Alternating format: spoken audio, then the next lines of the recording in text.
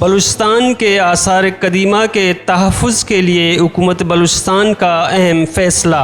हालिया सैलाब के दौरान तबाह या मुतासर होने वाले तारीख़ी मकामात आसार कदीमा की मुरम्मत करने का फ़ैसला।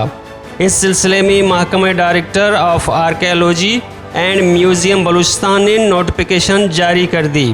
Director of archaeology and museum ने कहा है कि बलूचिस्तान खुसूसन ज़िले के ग्वादर, सिब्बी और ज़ियारत के आसार कदीमा को जितना नुकसान पहुंचा है इनकी रिपोर्ट तलब कर ली है और आवाम से भी अपने इलाकों के तारीख़ी मकामात के हवाले से मालूमात फराहम करने की अपील की है ताकि इनकी फ़ौरी मुरम्मत यकीनी बनाया जा सके।